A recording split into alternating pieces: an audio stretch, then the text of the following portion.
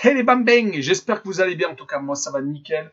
On se retrouve aujourd'hui pour une nouvelle vidéo sur la Ligue Europa cette fois-ci, les 16e finales retour. Il y a 16 matchs, c'est des matchs qui ont plus d'enjeux, il y en a d'autres qui ont beaucoup d'enjeux. Alors on va commencer par les matchs où quasiment tout est joué, où ça risque de tourner, où il y a des équipes qui sont d'une moindre envergure, donc qui seront sans doute moins intéressantes, donc on passera peut-être un peu vite là-dessus. Mais sinon, les 8 derniers matchs, à peu près les 8 derniers matchs, vous verrez, c'est des matchs très importants, dont le dernier où Lille se déplace à l'Ajax Amsterdam. Voilà. Avant d'analyser ça, n'hésitez pas, un petit pouce, un petit commentaire et surtout abonnez-vous. On est donc de plus en plus nombreux, c'est super cool. Allez, attaquons avec les matchs que nous allons un peu analyser. Les matchs qui sont moins importants, c'est Dynamo Zagreb contre Krasnodar, Club de Bruges contre Dynamo Kiev, Shakhtar Donetsk contre Maccabi Tel Aviv, Hoffenheim Molde, Tottenham Wolfsberger, Eindhoven contre Olympiakos, Manchester United contre la Real Sociedad, Villarreal contre Salzbourg. Même si les deux derniers matchs, ils sont plus ou moins joués avec Manchester United qui a déjà donc gagné 4-0 au match aller et Villarreal donc a gagné 2-0 au match aller à Salzbourg. Sinon, les matchs qui commencent à être intéressants. Passons également sur Glasgow Rangers contre Royal Antwerp où il y a eu 4-3 pour les Glasgow Rangers, donc je pense qu'il ne devrait pas y avoir de surprise. On va y revenir. Mais Leicester contre Slavia de Prague avec un 0-0 match aller. Leverkusen qui s'est incliné 4-3 au Young Boys de Berne. Pas mal quand même comme match à enjeu. L'AS Rome contre Braga. Pareil, théoriquement, ça devrait quand même faire le taf pour l'AS Rome. Le Milan AC contre l'Étoile Rouge avec le 2-2 match aller. L'Arsenal contre Benfica, 1-1 au match aller, compliqué. Naples qui s'est incliné 2-0 à Grenade au match aller. Et Lille qui a perdu également à domicile contre l'Ajax. On va en reparler. Il y a peut-être un petit espoir. Voilà. On est parti sur les 16 matchs retour. Analysons-les ensemble. Attaquons donc les matchs avec Dynamo Zagreb qui reçoit Krasnodar. Les Croates sont premiers et leaders de leur championnat. Ils sont assez faciles. Ils se sont imposés 3-2 au match aller à Krasnodar. Krasnodar, c'est une équipe en Russie qui est, on va dire, assez moyenne, qui avait réussi l'exploit de se qualifier pour la Ligue des Champions. Et là, bon, je vois le 1 but partout, match retour. Je les vois quand même accrocher les Croates, car ils avaient réussi à faire des bons résultats en Ligue des Champions, comme le match nul à Chelsea, 1 but partout. Donc je vois les deux équipes marquées, et je vois donc le Dynamo Zagreb se qualifier. Passons au match suivant, le Club de Bruges contre le Dynamo de Kiev. Le Club de Bruges, je pense, va s'imposer 2-1, et je vois le plus de 2,5 buts sur le match. Ils avaient fait le 1 but partout à Kiev au match aller, car Bruges a fait une bonne, pour moi, campagne de Ligue des Champions. Ils ont fini 3e de leur poule. Ils ont réussi à quand même battre le Zenit Saint-Pétersbourg 3-1 et accrocher la Lazio à domicile. Dynamo de Kiev est sur 2 mois de coupure. Ils ont repris avec des matchs amicaux et ils sont, je pense, en manque de rythme. Donc, je les vois quand même s'incliner en Belgique. Passons au match suivant, le Shakhtar Donetsk contre Maccabi Tel Aviv. Alors, le Shakhtar Donetsk, les Ukrainiens sont une équipe qui est connue, qui l'année dernière a fait une demi-finale de Ligue Europa et se sont inclinés contre l'Inter de Milan. Donc bon voilà, c'est quand même une équipe super solide. Ils se sont imposés 2-0 en Israël au match aller. Je les vois donc renouveler ce score-là, 2-0 donc au match retour. Et je vois même le Shakhtar gagner sans encaisser de but. Il faut savoir que Tel Aviv est 2e de son championnat, juste derrière le Maccabi Haïfa. Côté Hoffenheim contre Molde, 3-1, je vois ce score pour Hoffenheim. Ils avaient fait 3 buts partout au match aller en Norvège. Il faut savoir que également Molde est sur une coupure. Ils ont fait aussi pas mal de matchs amicaux. Je les vois quand même avoir du mal à tenir sur la rencontre, surtout qu'Hoffenheim vient de gagner 4-0 en championnat, donc ils sont en train de se refaire la cerise. Je les vois donc s'imposer et je vois le plus de 2,5 buts sur le match. Continuons avec Tottenham contre Wolfsberger. Les Autrichiens ont pris 4-1 au match aller. Tottenham a été super sérieux et grâce à ça, ils arrivent, je pense, dans un match où ils vont faire tourner. Car le championnat, la Ligue des Champions, c'est un peu tendu. Il y a beaucoup d'équipes qui sont à la lutte pour être dans le top 4 en Angleterre. Je vois mal Mourinho remettre son équipe type alors qu'il a gagné 4-1 au match aller. Je vois les deux équipes marquées. J'ai même hésité à mettre un match nul sur ce match-là, car Wolfsberger est capable, à l'extérieur, d'embêter. Ils ont gagné en phase de poule à Feyenoord et ils ont gagné au CSKA. Sofia. Donc c'est quand même une équipe qui est très emmerdante, mais je vois quand même victoire de Tottenham, car il va donner un peu du temps de jeu à certains joueurs qui en ont pas ou qui reviennent de blessure, comme Gareth Bale qui est rentré qu'à la mi-temps lors du dernier match de championnat. Continuons avec PSV Eindhoven contre Olympiakos. Je vois 2-1 pour le PSV Eindhoven. Ils ont perdu 4-2 au match aller. L'Olympiakos a fait la campagne de Ligue des Champions. Ils ont été assez sérieux pour finir troisième, même si bon voilà, ils ont quand même perdu contre les grosses équipes. Mais l'Olympiakos est une équipe en forme dans son championnat national et ils ont gagné quand même 4-2 avec Valbuena qui est quand même assez au taquet. Je les vois donc perdre 2-1 aux Pays-Bas, mais je vois l'Olympiakos marquer plus de 0,5 buts sur le match. La cote est assez intéressante. Continuons avec Manchester United contre la Real Sociedad. Pareil, Manchester United 4-0 au match aller. Ils vont faire tourner, j'en suis quasiment sûr et certain. La Real Sociedad est une équipe qui est capable d'accrocher n'importe qui à l'extérieur. Ils ont fait match nul à Naples en phase de poule.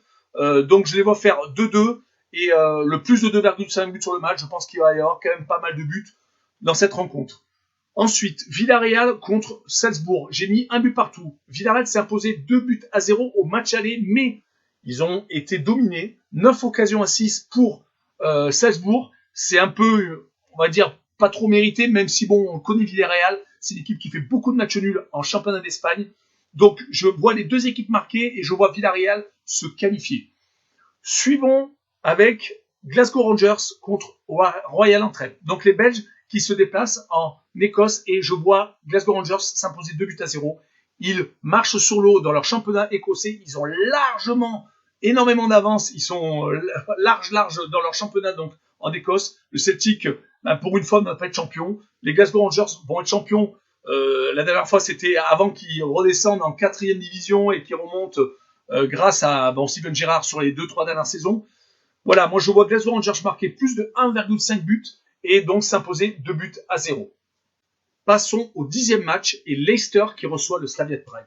Leicester a fait 0-0 au match aller. C'est assez bizarre pour une équipe qui est très bonne à l'extérieur, mais ça veut dire que le Slavia de Prague est l'équipe loin d'être mauvaise. Elle est dans les 2 premiers de son championnat en République tchèque.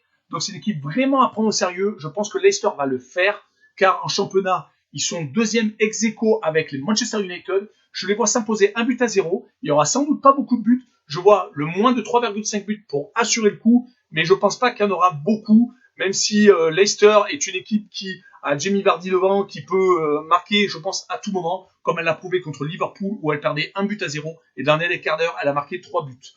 Passons à Leverkusen contre Young Boys de Berne. Ils se sont inclinés de 4-3 au match aller en Suisse, où je pensais personnellement que l'absence de leur meilleur buteur Nsamé, et il y avait un autre aussi joueur très important de l'équipe, je pensais que Leverkusen allait s'imposer, mais actuellement ils sont vraiment dans la nasse. Ils ne s'en sortent plus. Ils avaient réussi vraiment un très bon début de saison. Je pense que la défaite contre Bayern Munich les a coupés. a coupé les jambes. Mais Leverkusen est capable de gagner. Ils vont, je pense, s'imposer 2-1. Ça va peut-être suffire grâce au but à l'extérieur. Car en début de seconde mi-temps, à Young Boys de Berne, ils ont marqué 3 buts assez rapidement. Je pense qu'ils sont quand même capables de s'imposer. Contre les Suisses, je vois Leverkusen se qualifier. La cote, je pense, sera pas trop mal. Passons à l'AS Rome contre Braga. Au match aller, l'AS Rome s'est imposé 2-0, assez normal sur l'ensemble du match. Je les vois également s'imposer au match retour 2-1. Je pense qu'ils vont rassurer le coup, car ils savent que Braga est une équipe casse-couille, c'est le cas de dire. En championnat du Portugal, ils sont capables d'accrocher les meilleurs. Ils ont battu Benfica en coupe. Ils ont accroché 2 fois le FC Porto. Donc, je les vois vraiment capables d'embêter l'AS Rome, mais je vois tout de même Rome se qualifier, donc 2-1. Et je vois Braga marquer par contre plus de 0,5 buts à l'extérieur. Poursuivant avec le Milan AC contre l'Étoile Rouge de Belgrade. Le Milan AC avait fait 2-2 au match aller en prenant un but en toute fin de match, alors que l'Étoile Rouge était à 10. Je vois le 1 but partout. Je vois Milan galérer, car actuellement, ils galèrent. Depuis 3 matchs, ils ont un peu du mal. Ils viennent de prendre 3-0 contre l'Inter de Milan dans le derby. Ça, je pense que c'est quelque chose qui, en début d'année, n'arrivait pas. Ils avaient tendance à vraiment être solides. Là, je pense que l'enchaînement de matchs, la saison qui commence à être un peu dure, je pense que voilà, ça commence à être un peu compliqué, mais je vois quand même se qualifier et je vois les deux équipes marquer. Je vois peut-être Ibrahimovic marquer un but, mais j'ai préféré marquer les deux équipes marquent parce que Ibrahimovic a peut-être un peu plus de mal actuellement. Poursuivons avec Arsenal contre Benfica. Là, c'est un match qui va sentir la poudre. Car je pense que c'est deux équipes du même niveau. Benfica est dans les 3 premiers de son championnat. Arsenal est au milieu de tableau de Première Ligue, ce qui n'est pas arrivé depuis un petit bout de temps. Ils ont du mal. Voilà, je vois le 1 but partout et je vois le match aller en prolongation. Et je pense que Arsenal va se qualifier car il joue à domicile. Bon, certes, il n'y aura pas de public à cause du Covid, mais je vois quand même Arsenal se qualifier sur le match. Passons à l'avant-dernier match et Naples qui reçoit Grenade. Au match aller, les Espagnols s'étaient imposés 2-0. Pour moi, à la surprise générale, je voyais quand même les Napolitains s'imposer, mais malheureusement, ça reflète un peu la saison actuelle de Naples, qui est capable de fulgurance, comme les 6-0 à domicile, mais qui est capable aussi de perdre contre des équipes à domicile, comme Sassuolo à un moment donné, juste après avoir gagné 6-0 à domicile, ils se sont inclinés contre Sassuolo. Donc voilà, ils traversent une période un peu compliquée où ils ont perdu 2 fois contre l'Atalanta. Au milieu, ils gagnent la Juventus. Et du côté de Grenade, par contre, voilà, c'est une équipe qui est capable de s'incliner à Huesca, qui est capable d'amener le Barça en prolongation et de même 2-0 à 10 minutes de la fin et de se faire attraper. Voilà, donc je vois une défaite de Grenade 2-1. Je vois malheureusement Naples se faire éliminer, mais je vois quand même Naples marquer plus de 1,5 buts, peut-être plus se baser sur cette cote-là, je pense, car Naples va marquer quand même des buts. Finissons avec l'Ajax d'Amsterdam qui reçoit Lille. Les Hollandais s'étaient imposés 2-1 au match aller. Je vois ce match un peu compliqué pour les Hollandais car je vois Lille se réveiller. Les Lillois sont très bons à l'extérieur cette année. Ils ont encore gagné 4-1 à Lorient, qui était une équipe en forme, qui avait accroché Monaco, qui avait accroché Rennes et qui avait battu le Paris Saint-Germain. Ils se sont quand même imposés 4-1 assez facilement. Je vois Lille créer l'exploit et aller en prolongation. Je vois même le but de Yazici, même si actuellement il est un peu moins bien, mais c'est l'homme de la Ligue Europa. Ils avaient gagné 3-0 Milan AC.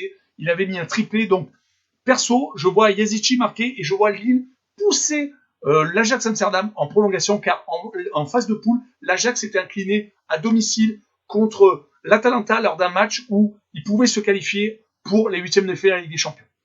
Voilà, j'en ai fini avec mes pronostics et mes des semi-finales de la Ligue Europa. Je vous remercie de m'avoir regardé. N'hésitez pas un petit commentaire et vos pronostics également avec des critiques. C'est le top ça me fait avancer énormément. Un pouce et surtout abonnez-vous. Ciao les bang bang!